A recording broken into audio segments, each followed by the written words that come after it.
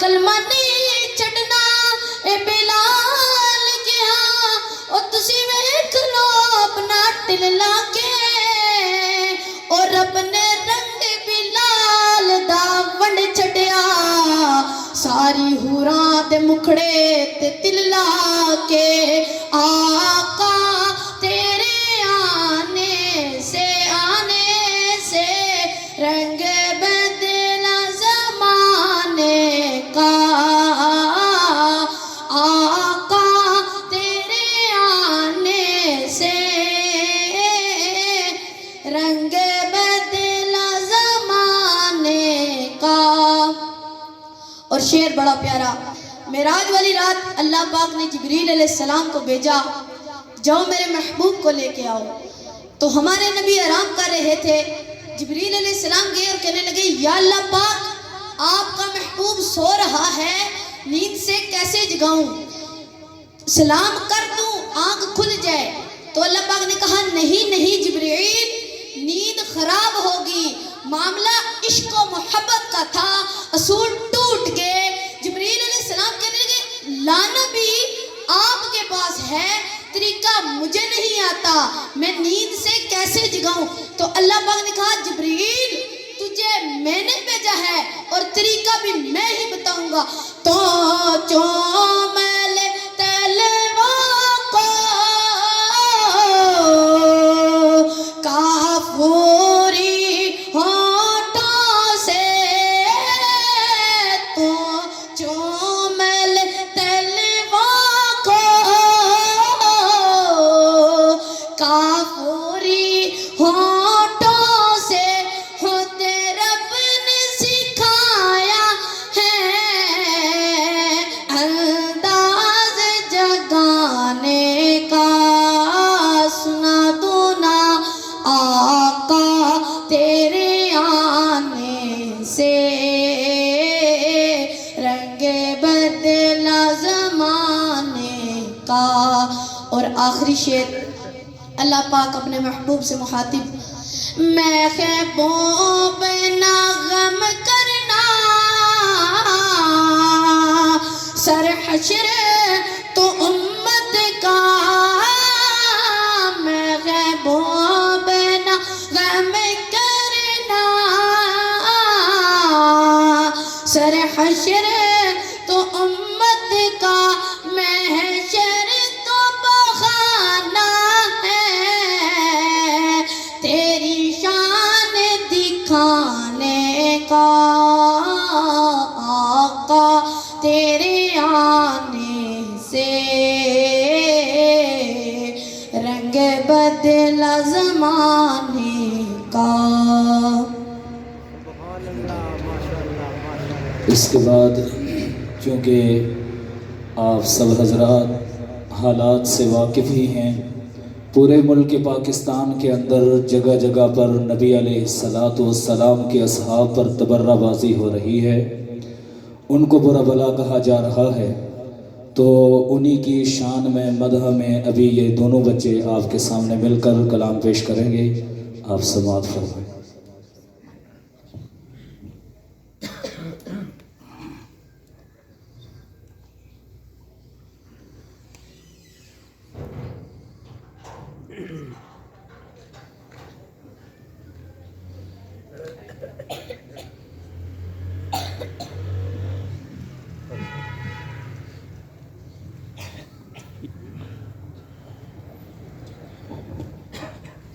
چند اشعار شان صحابہ پہ پیش کر کے میں آپ سے اجازت چاہوں گا۔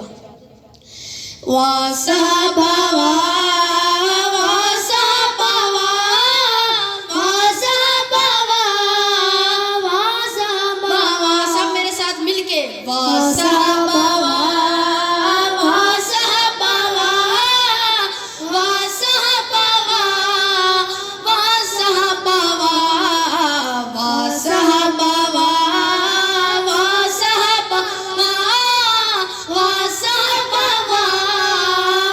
صحابہ ذکر صحابہ ہے روح کی غذا، ذکر صحابہ ہے روح کی غذا، اس لیے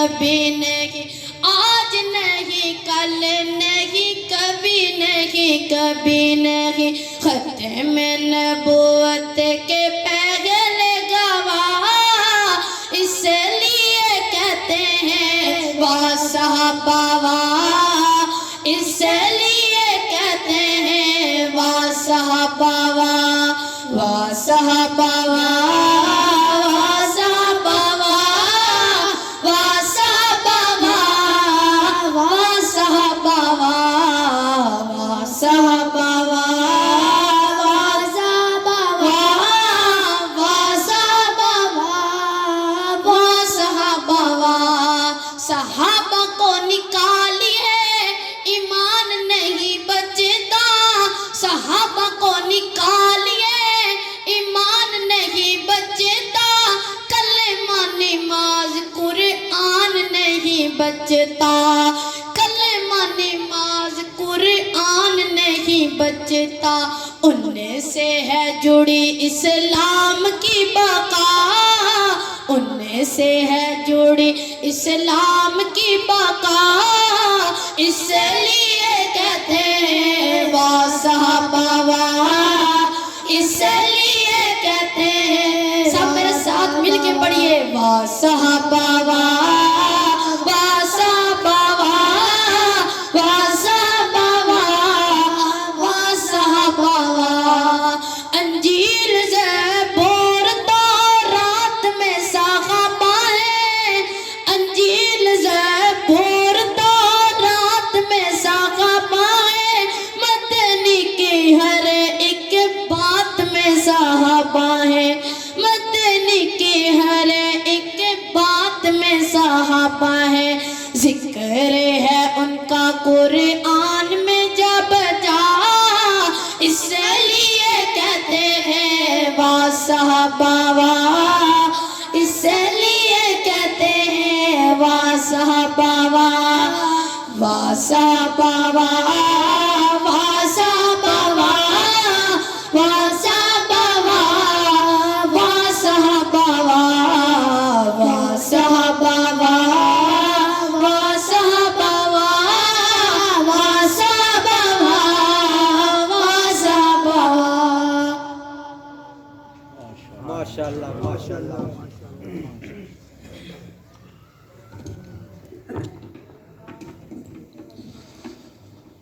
ماشاءاللہ،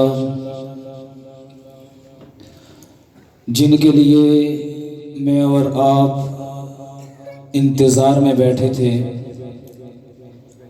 اور جو سیرت کا مقابلہ ہوگا سوالن جواباً، ہمارے بہت ہی معزز مہمان جناب حضرت مولانا مفتی طاہر صاحب وہ تشریف لا چکے ہیں۔ اب چونکہ مغرب کی نماز کا ٹائم بھی قریب ہے، تو بلا کسی لمبی گفتگو کے میں انہی سے درخواست کروں گا کہ وہ آئیں اور اپنی گفتگو فرمائیں، اور جس ترتیب سے اس پروگرام کو چلانا ہے وہ انشاءاللہ آپ کو پہلے ترتیب ساری بتا بھی دیں گے، اور مغرب کے بعد انشاءاللہ ہمارا سیرت مقابلہ جو سوالن جواباً ہوگا وہ شروع ہو جائے گا۔ تو ابھی میں انہی سے گزارش کروں گا کہ وہ آئیں۔ اور السلام علیکم ورحمۃ اللہ وبرکاتہ۔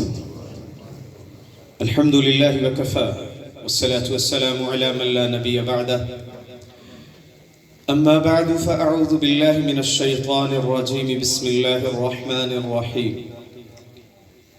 النبی اولی بالمؤمنین من انفسهم وازواجہ امہاتہم، صدق اللہ العظیم۔ میرے اور آپ کے آقا محمد الرسول اللہ صلی اللہ علیہ وسلم کو اللہ نے وہ رتبہ دیا کہ ہمیں یہ کہا کہ ان کا رتبہ، ان کی عزت، ان کا احترام وہ تمہاری جانوں سے بھی زیادہ ہے۔ اسی وجہ سے رسول اللہ صلی اللہ علیہ وسلم نے ارشاد فرمایا، لا یؤمن احدکم حتی اکون احب الیہ من والدہ وولدہ والناس اجمعین، او کما قال صلی اللہ تبارک و تعالی علیہ وسلم۔ صرف میں دو چار چیزیں بیان کروں گا تاکہ اس پروگرام کی اہمیت پتہ چل جائے. آج سے کوئی غالباً 14 سال پہلے، بلکہ 15 سال پہلے، ڈنمارک اور ناروے میں میرے اور آپ کے آقا محمد الرسول اللہ صلی اللہ علیہ وسلم کی شان میں گستاخی ہوئی تھی، جس کی وجہ سے ہمارے ملک میں بہت زیادہ احتجاج ہوا. لوگوں نے اس ملک کی کمپنی ٹیلی نار کی سمیں بھی توڑ ڈالی، لیکن کم علمی کی وجہ سے جوش میں، محبت کے جوش میں حماقت کا ثبوت دیا اور اپنی جائیدادوں، اپنے مسلمان بھائیوں کی دکانوں کا بھی نقصان کیا، احتجاج کیا. جیسے ابھی پچھلے دنوں فرانس میں جو ہوا اس پہ بھی مسلمانوں نے احتجاج کیا. اب یہ بات میری ذرا غور سے سنیے گا کہ جن لوگوں نے احتجاج کیا، یہ احتجاج کرنا ہمارا حق تھا، لیکن ان احتجاج کرنے والوں سے اگر کچھ سوال کر لیتے وہ کافر، پھر کیا بنتا؟ ان میں سے دو چار باتیں میں آپ سے پوچھنا چاہتا ہوں. ایک موقع ایسا بھی آیا،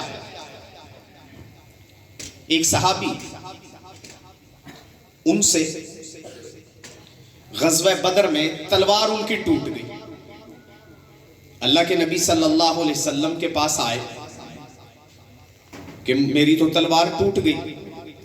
تو رسول اللہ صلی اللہ علیہ وسلم نے کھجور کی ایک شاخ پڑی تھی، وہ پکڑا دی کہ لو جاؤ اس سے لڑو. اب جیسے ہی انہوں نے وہ شاخ پکڑی، یوں ہاتھ میں اٹھائی تو وہ بڑی تیز چمکتی ہوئی تلوار بن گئی. اس مجمع میں سے کوئی بتائے گا اس صحابی کا نام کیا تھا؟ نہیں پتا نا. دوسری بات، میرے اور آپ کے آقا محمد الرسول اللہ صلی اللہ علیہ وسلم رات کے اندھیرے میں 3 راتیں غار ثور میں گزارنے کے بعد جب ہجرت کے لیے گئے، مدینے میں داخل ہونے سے پہلے قباء کی بستی میں ٹھہرے. وہاں پہ میرے اور آپ کے آقا صلی اللہ علیہ وسلم کا میزبان کون تھا؟ نہیں پتا. حالانکہ وہ ہمارے نبی کے محسن، جو ہمارے نبی کا محسن ہے وہ ہمارا محسن ہے، ہمیں یہ بھی نہیں پتا. اب یہ سوال، یہ تو 2-4 باتیں میں نے کی ہیں. اگر وہی کافر پوچھ لیں کہ احتجاج تو بڑے شوق سے کر رہے ہو، یہ 4-5 چیزیں اپنے نبی کی زندگی کے بارے تو بتا دو، کیا یہ مجمع جواب دے سکے گا؟ ضرورت ہے نا پھر جاننے کی کہ ہم کہتے تو ہیں ہمیں اپنے نبی سے بہت پیار ہے، لیکن نبی صلی اللہ علیہ وسلم کی زندگی ہمیں معلوم نہیں ہے. نبی اکرم صلی اللہ علیہ وسلم راتوں کو رویا کرتے تھے ہمارے لیے، دن کو مانگا کرتے تھے ہمارے لیے، اللہ سے فریاد کیا کرتے تھے ہمارے لیے. بلکہ ایک بار اللہ کے نبی صلی اللہ علیہ وسلم فجر کی نماز پڑھی، صحابہ کی طرف منہ کر کے بیٹھے اور پھر ٹھنڈی سانس لے کے کہا، میرے صحابہ تمہیں میرا سلام ہو. تمہارے بعد جو لوگ آئیں گے انہیں کہنا تمہارا نبی تمہیں بھی سلام کہہ رہا تھا، پھر ان کو کہنا کہ اپنے بعد والوں کو یہی پیغام دے دیں کہ تمہارا نبی تمہیں بھی سلام کہہ رہا تھا. وہ سلام ہم تک پہنچا. رسول اللہ صلی اللہ علیہ وسلم معراج کے موقع پر جب اللہ کی ملاقات کر کے آئے، واپسی پہ ایک پیغمبر نے رسول اللہ صلی اللہ علیہ وسلم سے کہا